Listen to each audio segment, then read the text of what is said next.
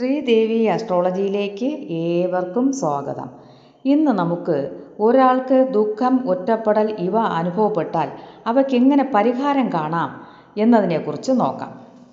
ഒരു മനുഷ്യൻ എപ്പോഴാണ് നിശബ്ദനാകുന്നു എന്ന് നോക്കാം.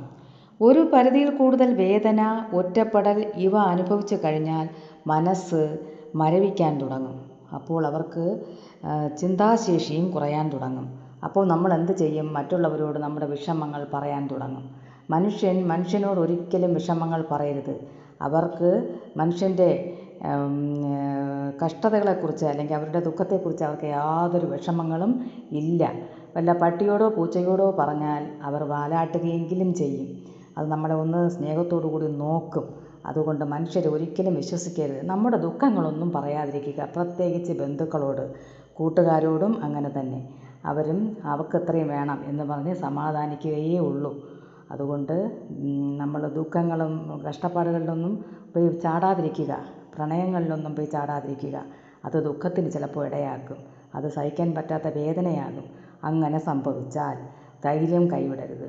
ഒരിക്കലും ആത്മഹത്യയെക്കുറിച്ച് ചിന്തിക്കരുത്. അത് വെറും പാപമാണ്. അതൊരിക്കലും നമുക്ക് ഒരു ജന്മത്തിലും മോചനം കിട്ടില്ല. നമ്മൾ ഭഗവാനിൽ അഭയം പ്രാപിക്കുക. എൻ്റെ ഗുരുവായൂരപ്പ ഭഗവാനെ എന്ന് വിളിക്കുക. ഗുരുവായൂർ ക്ഷേത്ര ദർശനം നടത്തുക. ആ കണ്ണനെ ചെന്ന് കണ്ടാൽ നമുക്ക് മനസ്സിന് എന്തെന്നില്ലാത്ത ആനന്ദം കിട്ടും. നമ്മുടെ ദുഃഖങ്ങളൊക്കെ നമ്മളറിയാതെ മറന്നു പോകും. നാമജപത്തിൽ മുഴുകിയാൽ നമുക്ക് ദുഃഖിക്കാൻ സമയമേ ഉണ്ടാകില്ല. ആ ആനന്ദ കണ്ണൻ്റെ പുഞ്ചിരി കണ്ട് സന്തോഷിക്കുക. അങ്ങനെ നമ്മുടെ ദുഃഖങ്ങളൊക്കെ ഒരുവിധം മാറ്റിയെടുക്കാൻ സാധിക്കും. എല്ലാവരും ധൈര്യം കൈവിടാതെ ജീവിക്കാൻ പഠിക്കണം. ഇനി നമ്മുടെ വിഷമങ്ങൾ മനുഷ്യരോട് പറയാൻ പോകരുത്. ആ നേരത്തിന് ദൈവത്തെ പ്രാർത്ഥിക്കുക. ദൈവം നമുക്ക് തുണയായി ഉണ്ടാകും. നമ്മൾ എപ്പോഴും നല്ല രീതിയിൽ ചിന്തിക്കുക. മനുഷ്യനായി പിറക്കുന്നതേ സുഖവും ദുഃഖവും അനുഭവിക്കാനാണ്. എപ്പോഴും ഒരു മനുഷ്യനും സുഖമായി ജീവിതകാലം വരെ ജീവിക്കാൻ പറ്റത്തില്ല.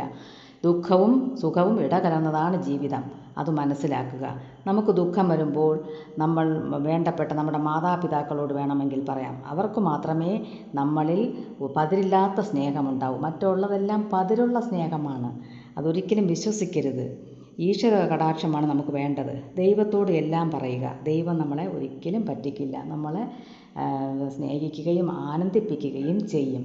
നമ്മുടെ ദുഃഖങ്ങളൊക്കെ ഭഗവാൻ അങ്ങ് എടുത്തോളും. അപ്പം നമ്മുടെ ദുഃഖങ്ങളൊക്കെ മായയിൽ മറയും. അപ്പോൾ നമുക്ക് യാതൊരു ദുഃഖവും ഉണ്ടാകില്ല ജീവിതത്തിൽ. അങ്ങനെയൊക്കെ വിശ്വസിക്കുക. എപ്പോഴും പോസിറ്റീവായി മാത്രം ചിന്തിക്കൂ. വേറെ നെഗറ്റീവ് ചിന്തകളിലോട്ടൊന്നും പോകരുത്. അതൊക്കെ ദുഃഖങ്ങൾക്ക് കാരണമാകും. ഗുരുവായൂരപ്പനെ എപ്പോഴും പ്രാർത്ഥിക്കുക. സമയം കിട്ടുമ്പോഴൊക്കെ ശ്രീകൃഷ്ണ ക്ഷേത്രങ്ങൾ സന്ദർശിക്കുക. ആ സൗന്ദര്യമുള്ള ആനന്ദമുള്ള ചിരിയും ആ ഭഗവാന്റെ രൂപങ്ങളൊക്കെ മനസ്സിൽ ധ്യാനിച്ച് പ്രാർത്ഥിച്ച് കൃഷ്ണനാമങ്ങളൊക്കെ പറഞ്ഞുകൊണ്ടിരുന്നാലേ നമുക്ക് ഒരു ദുഃഖവുമില്ല. ദുഃഖിക്കാൻ സമയം കിട്ടത്തില്ല. അങ്ങനെ നമ്മുടെ ജീവിതം ആനന്ദമാക്കുക. നമ്മുടെ തോന്നലുകളാണ് എല്ലാവരും സുഖമായിരിക്കുന്നുവെന്ന്. ഇല്ല, ഒരിക്കലുമില്ല. അവർക്കെല്ലാവർക്കും ദുഃഖങ്ങളുണ്ട്. എല്ലാവർക്കും പലതരത്തിലും നമ്മൾ അനുഭവിക്കുന്നതിനേക്കാളും എത്രയോ മടങ്ങ് ദുഃഖങ്ങൾ അനുഭവിച്ചാണ് അവരും ജീവിച്ചു പോകുന്നത്. അതുകൊണ്ട് ഒന്നിലും ഒരു ഉത്കണ്ഠയും വേണ്ട. അതും പ്രത്യേകിച്ച് ഇന്നത്തെ കാലത്ത് ഒരു ഗ്യാരൻറ്റിയും ഇല്ലാത്ത കാലത്താണ് നമ്മൾ ജീവിച്ചു പോകുന്നത്. അതുകൊണ്ട് സന്തോഷമായി ജീവിക്കുക. ദുഃഖങ്ങളൊന്നും മനസ്സിൽ വയ്ക്കാതിരിക്കുക. ആ ദുഃഖങ്ങൾ നമ്മുടെ മനസ്സിൽ അടക്കി പിടിച്ചാൽ നമുക്ക് പലതരത്തിലുള്ള അസുഖങ്ങളും അസ്വസ്ഥതകളും ക്ഷീണവും ആരോഗ്യ പ്രശ്നങ്ങളും ഒക്കെ ഉണ്ടാകും. അതും നമ്മൾ തന്നെയാണ് അനുഭവിക്കേണ്ടി വരിക. അതുകൊണ്ട് ഒന്നോർക്കുക. ജീവിതത്തിൽ കഷ്ടപ്പാട് അനുഭവിക്കാൻ മാത്രമാണ് ഭഗവാൻ നമ്മളെ ഇവിടെ സൃഷ്ടിച്ചത് എന്ന് വിചാരിക്കരുത്. എല്ലാം ഇടകലർന്നതാണ് ജീവിതം. സുഖഭോഗങ്ങളിൽ മുഴുകി ഈശ്വരനെ മറന്നു പോകുന്നത് വളരെ അധികം ആൾക്കാരുണ്ട്. ഇതൊക്കെ ഒരു മോശം സ്വഭാവക്കാരാണ്. അതുകൊണ്ട് ഭഗവാനിൽ ഈ ദുഃഖങ്ങളും സുഖവും എന്ന് പറയുന്നത് ഒരു നാണയത്തിൻ്റെ ഇരുപുറങ്ങൾ പോലെയാണ് സുഖദുഃഖങ്ങൾ. അതുകൊണ്ട് അതിലൊന്നും കൂടുതൽ ഉത്കണ്ഠ കാണിക്കേണ്ട ആവശ്യവും ഭയപ്പെടേണ്ട ആവശ്യവും ഒന്നുമില്ല. എല്ലാം ഈശ്വരൻ നോക്കിക്കോളും. വരും പോലെ കാണാം എന്ന് പറഞ്ഞ് ജീവിതം മുമ്പോട്ട് കൊണ്ടുപോവുക. അത്ര തന്നെ. ഇനി നമ്മൾ മനുഷ്യരെല്ലാവരും അറിഞ്ഞിരിക്കേണ്ട ഒരു കാര്യം, ആരും ആരെയും പരസ്പരം വഞ്ചിക്കാതെയും ചതിക്കാതെയും ഇരിക്കാൻ ശ്രമിക്കുക. ഒരാൾക്ക് ഇങ്ങനെ എന്തെങ്കിലും ചതി പറ്റി എന്തെങ്കിലും ഒരു വിഷമമുണ്ടായാൽ അവരെ സമാധാനപ്പെടുത്തുക. നല്ല ഭാഷയിൽ സംസാരിച്ച് സന്തോഷിപ്പിക്കുക. ഇതിനേക്കാൾ നല്ലത് നടക്കാനിരിക്കുന്നു എന്ന് വിശ്വസിപ്പിക്കുക. മൂത്തോർ വാക്കും മുതുനെല്ലിക്കയും ആദ്യം കയ്ക്കും പിന്നെ മധുരിക്കുമെന്നാണല്ലോ പഴഞ്ചൊല്ല്. മാതാപിതാക്കളുടെ കർത്തവ്യങ്ങളാണ് അതൊക്കെ. നമ്മളതൊന്നും ഏറ്റെടുക്കാൻ പോണ്ട. അവരെ ബഹുമാനിക്കുകയും അംഗീകരിക്കുകയും ചെയ്യുക. നമുക്ക് വിവാഹ സമയമാവുമ്പോൾ അവർ കണ്ടെത്തട്ടെ. അങ്ങനെയാണ് പണ്ടുള്ള ആചാരം. ഇന്നത്തെ കുട്ടികൾ തിരിച്ച് ചിന്തിക്കാൻ തുടങ്ങി. അവരുടെ മൈൻഡ് സെറ്റൊക്കെ വേറെയായി. അവർക്ക് പല ദുഃഖങ്ങളും ഉണ്ടാകുന്നു. അവർക്കതൊക്കെ താങ്ങാനുള്ള മനഃശക്തിയും ഇല്ല. കാരണം അവരുടെ ജീവിതത്തിൽ വിഷമങ്ങളും ദാരിദ്ര്യവും കഷ്ടതയും ഒന്നും അറിഞ്ഞിട്ടില്ല. അതാണ് പ്രധാന കാരണം.